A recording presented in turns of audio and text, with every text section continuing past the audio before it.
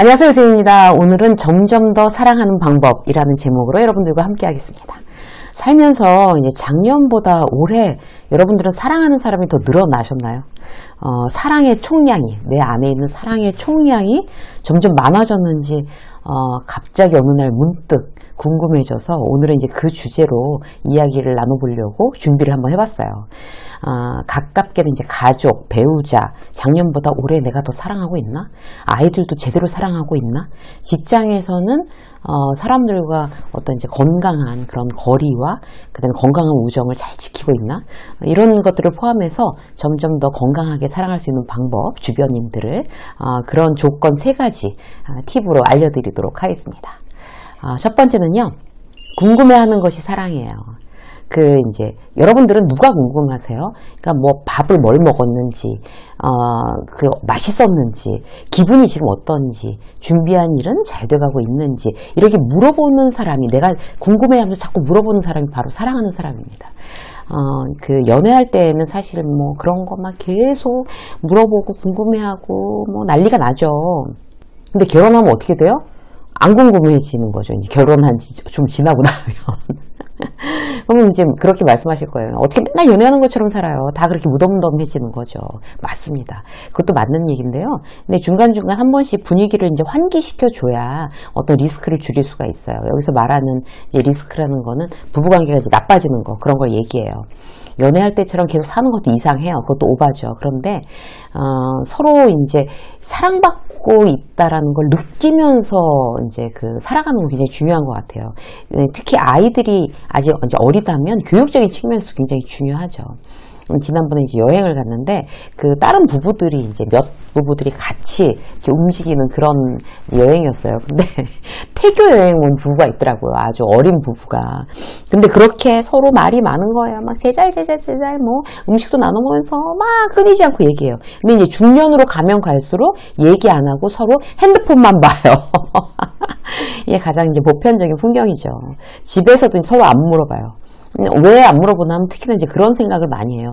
내가 뭐 당신에 대해서 모르는 게 뭐 있어? 다 알지. 근데 생각해 보세요. 내가 잘 알고 있는 배우자는 몇 년 전에 배우자일까? 지금 이제 세월이 흘렀는데 지금도 그 사람은 똑같을까? 내가 한 3년 지나면 나도 바뀌잖아요. 그럼 그것처럼 배우자도 바뀌었겠죠. 서로 끊임없이 궁금해 해야지 그 바뀐 부분들에 대해서 이제 서로 이제 이해가 되는 거죠. 그래서 이제 오늘부터는 이제 방송 보신 여러분들은 이제 시도를 한번 해보시자고요. 그러니까 아주 시시콜콜한 거, 그런 거 이제 물어보자, 질문하자, 이렇게. 그래서 뭐 점심 뭐 먹었어? 요즘 커피 별로더라. 옥수수차 같은 거 끓여 먹을까? 당신 요새 하루에 커피 몇 잔이나 마셔? 물어보는 거죠. 사실 배우자가 하루에 커피 몇 잔 마시는지 여러분 잘 모르시지 않으세요? 근데 나 아는 사람 여주 그거 먹어서 한 10kg나 뺐대. 요새 몸무게 어때? 막 늘었어? 뭐 이런 것도 물어보고. 퇴근하고 들어와서 별일 없었어? 뭐 이런 거 물어보고. 그런 어떤 이제 상황들이 이제 우리를 이제 점점 더 이제 어떤 좋은 관계로 끌고 갑니다.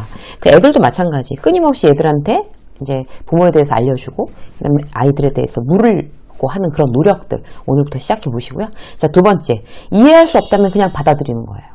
그러니까 남한테 휘둘리지 않는 방법이 바로 이거라는 거 굉장히 공감이 돼요. 그러니까 누군가를 이해할 수 없으면 너무 괴롭죠. 근데 이제 미워지잖아요. 이해할 수 없으니까. 근데 막 스트레스 받고, 내가 이해 못하고 그 사람 미워지니까 스트레스 받고 나만 괴로운 거예요. 살면서 근데 우린 좋은 사람하고만 이제 살 수는 없죠. 안 맞아도 뭐 정말 너무 안 맞아. 근데 가깝게 이제 계속 봐야 되는 그런 상황들이 있잖아요. 뭐 회사에서도 그렇고. 근데 이제 이해하려는 노력 자체도 굉장히 중요해요. 그리고 뭐 도저히 이해할 수 없으면 이제 내가 이제 1대1로 얘기해서 뭐 설득도 해보고 뭐 여러 가지 상황이 이제 있단 말이에요. 예를 들어서 직장 상사가 이제 너무 안 맞는 거예요. 그러면 이제 뭐만 잘못되면 막 길길이 날뛰고 막 히스테리칼해져서 사람을 달달 볶아먹는다. 그래서 이제 내가 굉장히 좀 상처를 입는다. 그래서 이제 1대1 면담도 신청해서 이렇게 하셔서 내가 너무 힘듭니다라는 걸 얘기를 했는데도 고쳐지지 않는다.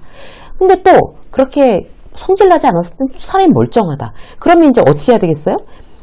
그 사람한테 배울 것도 많고 그 사람 때문에 이 회사를 그만둘 수도 없고, 그러면 이해하지 않고 그냥 그대로 그 사람을 받아들이는 거예요. 그냥 이렇게 인식하는 거죠. 이해하지 않고. 아, 저 사람은 이제 화나면 멍멍 이렇게 되는 사람이구나. 인격이 정말 간장종지만하다. 이렇게 딱 외워버리는 거예요. 그렇고 휘둘리지 않는 거죠. 근데 여기서 이제 아주 중요한 포인트는 뭔가 하면 냉소적으로 되면 안 돼요. 그냥 원래 저 사람 저래. 이렇게 하면 굉장히 냉소적으로 될 수가 있잖아요. 그걸 부정적으로 냉소적으로 받아들이는 게 아니라 그냥 그 사람 그대로 받아들이고 그대로 인식한다는 거 굉장히 조심하셔야 돼요. 왜냐하면 냉소적이 되면 상대가 느끼죠. 날 무시해? 이렇게 되는 거예요. 그래서 그냥 인식하는 거, 그 사람의 패턴을 외워버리는 거예요. 우리는 팀워크, 이렇게 우리는 다 내가 책임지고 이렇게 얘기했던 사람이 출근해서 문제가 생기면 무슨 일이 있었냐는 듯이 후배들 탓하고 함부로 말하는 완전 남봉꾼이다. 직장 상사가. 그럼 또 그러는구나. 그 패턴이야. 정말 일관성 있네. 이렇게 외우세요, 그냥. 그래야 상처받지 않고 휘둘리지 않습니다. 인정하고 받아들이고 그 패턴을 예측해서 나한테 이제 최대한 피해가 안 가게 그렇게 하는 것. 단 냉소적이지 않을 것. 이게 바로 솔루션입니다. 자, 한 가지 더 볼게요. 버티는 사람이 이기는 사람입니다. 관계에 있어서 굉장히 원활하게 하기 위해서는 이 버틴다는 이 어떤 나의 노력이 대단히 중요한 것 같아요. 직장 생활하면서 많이 공감하지 않으세요? 점점 더 사랑하고 싶지 않은 사람이 있잖아요. 많잖아요. 계속 사랑할 수 없는 사람은 그냥 버텨주는 거예요, 내가. 예전에 이제 제가 주임 대리 이렇게 막 어렸을 때 여자 직원들이 참 없었어요. 주임 대리급 때 이제 다 그만두는 거예요. 결혼이나 출산 가장 큰 이유가 되는 거죠. 그 사람들이 정말 하기 싫어서 그만뒀을까? 별로 그런 생각이 안 들어요. 굉장히 유능한 사람들이었는데 지금 생각해보면 그들은 버티지 못했던 거예요. 그러니까 여자라는 편견, 괴롭힘 이런 데서 버티지 못하고 직장 상사가 또 작정하고 괴롭히는 어떤 그런 직장 상사를 그 직장 생활 오래 하면 이제 몇 번은 만나잖아요. 그걸 못 버티면 이제 포기하는 거죠. 근데 그 상황을 맷집 좋게 버티는 거 대단히 중요합니다. 괴롭히는 상사를 보면요. 누가 그래 이기나 보자. 내가 또 한 맷집 한다. 이렇게 하면서 버티는 시간을 내가 갖고 가야 결국 내가 위너가 되는 거예요. 회사에서 그런 순간 많이 여러분들도 겪고 계실 거예요. 정말 집요하게 사람 괴롭히는 직장 상사 때문에 막 울고 불고 막 이렇게 할 수 있어요. 그런데 그러다가도 딱 그 사람이 보는 데서는 끄떡도 안 하는 거죠. 그래서 그런 마음가짐이 굉장히 중요해요. 버티는 사람이 이기는 사람이다. 버티는 시간을 내가 이제 노력으로 버텨내자. 이제 이런 거. 그게 결국에 시간이 지나고 나면 참 그 사람도 그 사람에 대해서 연민이 생길 수도 있어요. 참 안 됐다. 이런 거 있잖아요. 얼마나 스트레스 받았으면 그랬을까. 그냥, 비겁해서 후배 직원이나 들볶아 먹는 그 그릇밖에 안 되네. 이제 이렇게 생각하면서 버티는 거죠. 그때 저도 어려웠던 그런 직장 생활 중간중간 구간이 있는데 그때 버티길 참 잘했다 이런 생각이 들어요. 그때 포기했으면 얻지 못할 거를 많이 얻었으니까. 결혼 생활도 마찬가지. 맨날 좋기만 하겠어요? 대단히 회의적인 상황이 생길 수 있잖아요.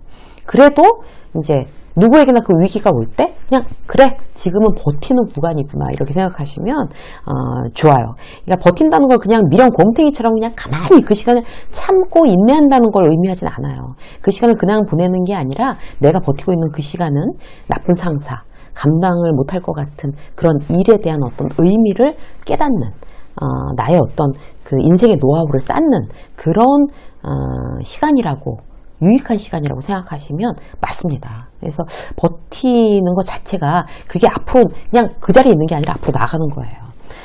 전진하는 거예요. 그래야지 실망하지 않고 나는 지금 전진하고 있다. 라는 어떤 그런 위로가 있어야 그 시간을 잘 버티고 실망하지 않고 좀 더 이렇게 힘을 낼 수가 있습니다. 그렇게 믿으셔도 됩니다. 유쌤의 직장서 오늘 여기까지 하겠습니다. 고맙습니다.